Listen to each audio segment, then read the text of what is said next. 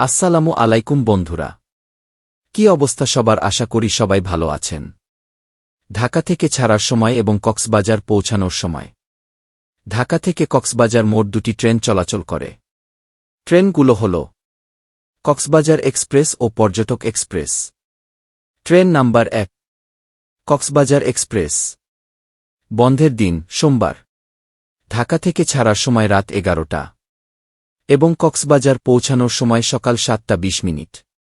Cox's Bazar express ট্রেনের ticket price: Sovan chair 695 টাকা, স্নিগ্ধা বা এসি সিট 1325 টাকা, এসি কেবিন 2430 টাকা।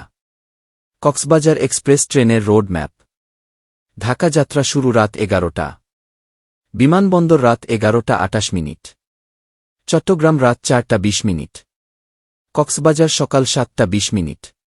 ট্রেন নাম্বার 2 পর্যটক এক্সপ্রেস। বন্ধের দিন বুধবার।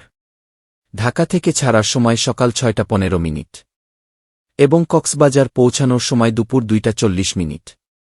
পর্যটক এক্সপ্রেস ট্রেনের টিকিট প্রাইস: শোভন চেয়ার 695 টাকা, স্নিগ্ধা বা এসি সিট 1325 টাকা, এসি কেবিন সিট 1595 টাকা।